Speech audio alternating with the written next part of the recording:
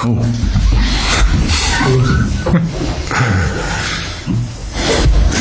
afternoon, and thank you for coming to this press conference today. I'm excited to have announced the England team ahead of our test match against Wales in Cardiff on Saturday, and I'm delighted that our team will be captained by Ellis Genge. Ellis and I will happily take your questions. Thank you.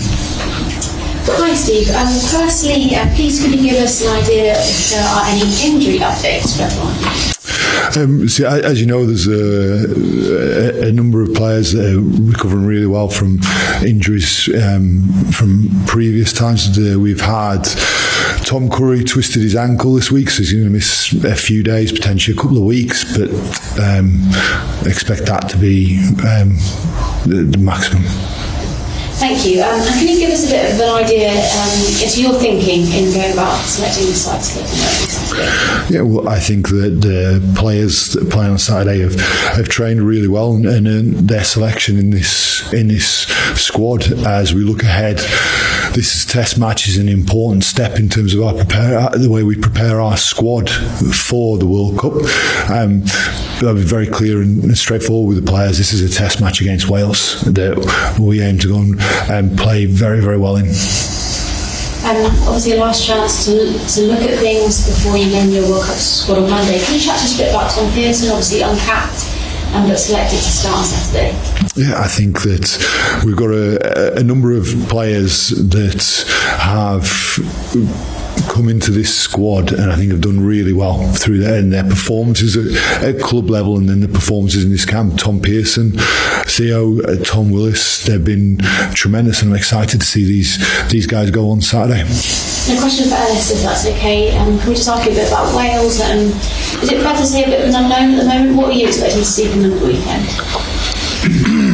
I don't know if I'd use the word unknown. I think traditionally all the test matches between Wales and England are test matches. I think we're reasonably sure that it's going to be a big physical encounter, and obviously Wales and English, with that rivalry that's always been built up over the years, it should be a real good one. Could I just ask you, Alex, how much of a relief is it in this squad that you're actually going to finally get to play a game?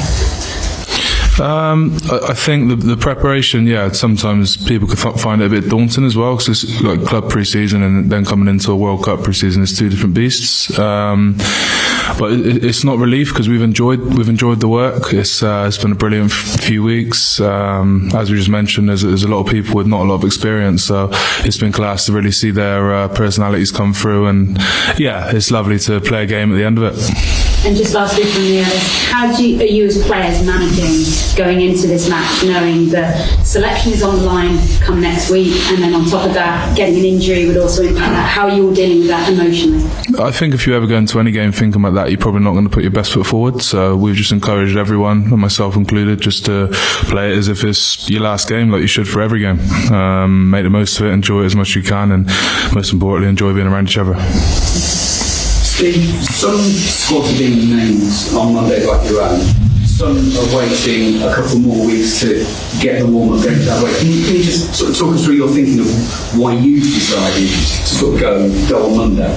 Yeah, so the reason why we are announcing our squad on Monday revolves around the time I want to concentrate on building the cohesion of this squad, the time together.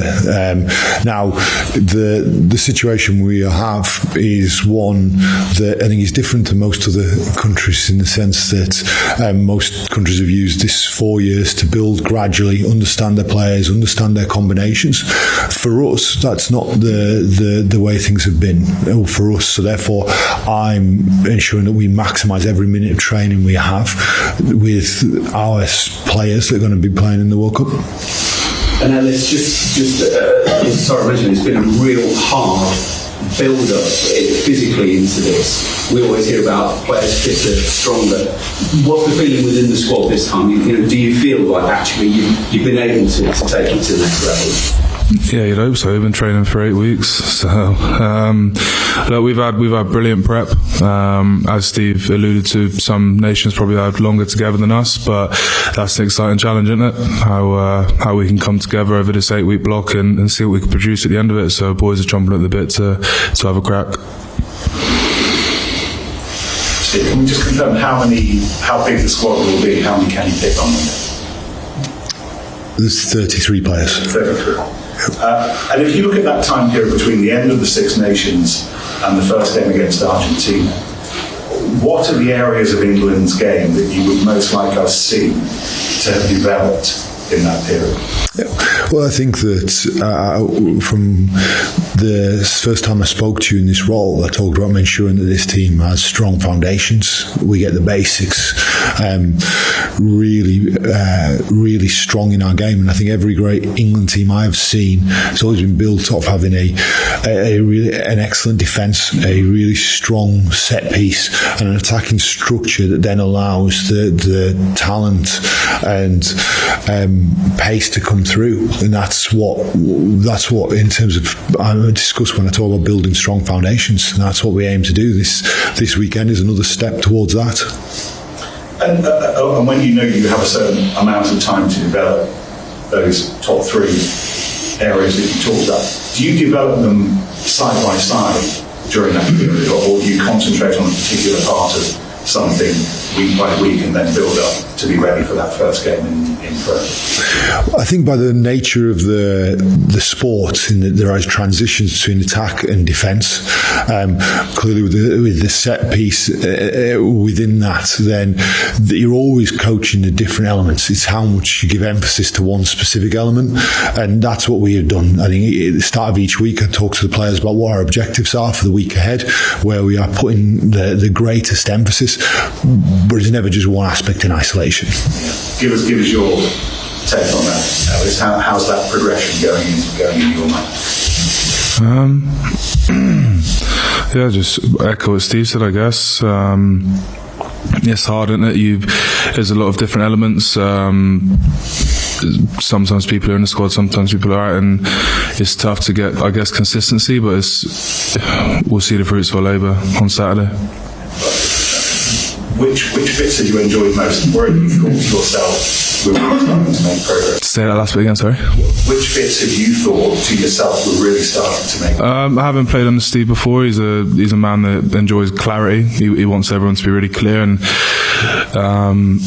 maybe something that sort of got away from us in the past. And Steve brings brilliant clarity, so I've enjoyed that developing. Brilliant. One last one for me. Just a word about Tom Harrison and the relationship that you have with him and what he's bringing and what you're hearing from him. And push harder. Tom's a good young coach. He was actually doing the foundation stuff at Leicester in the community. First time I ever worked with him. Played with him at Plymouth in the Championship in 2015, I think. I was on the bench for him actually. So no, I've known Tom for a long time, known his family for a long time, and he really wants to get better, and he's determined to get better. And something he's passionate about, as you can imagine, is scrummaging. So Tom wants us to be the best scrum in the world ultimately, and he's striving to do that. Steve, you've got obviously Danny Kerr and Marcus playing this weekend. Obviously they know each other really well, but already got a really strong combination. What do you want to see from both of them? Can you just talk through why they get their chance now? Because obviously Danny's supposed to get a bit of time, that's come back in, and obviously Marcus has been fairly regular facing your score set. Yeah. What I would like them to do is to bring their skill set onto the pitch on Saturday and their leadership onto the pitch, and that's what I speak to them about. I think they're both fantastic players that are experienced playing a lot together, and I think that combination at 9 and 10 and that understanding with each other is really important, and they played big games together, and that's I'm looking forward to seeing them on this stage on Saturday night. The blend of the half-backs you've got in both positions across the six Guardian squad, and there's a lot of talent and a lot of competition there. Yeah, and I think there's plenty of depth of talent in many positions across the squad, and I see the players competing, yes, but I think collaborating and working together really tremendously well throughout this camp. And it's, what's it mean to you to captain England, and also having been named one of the vice captains for the World Cup? I've always said this, I find it hard to reflect on moments in my career right now. I think I'll be someone who ends their career and looks back and thinks a lot more deeply about it. I don't like to sort of get lost in the moment of when things happen. Obviously, it fills me with joy and pride, but I sort of get that from the messages from my family and stuff. I don't tend to sort of rest on my laurels in that respect. But yeah, it's the ultimate, isn't it? Captain of your country. Steve's done it himself, and I've got great people around me to advise me on what to do, but I'll just try and be myself, to be blunt. Thank you very much. Right. Okay, that concludes it.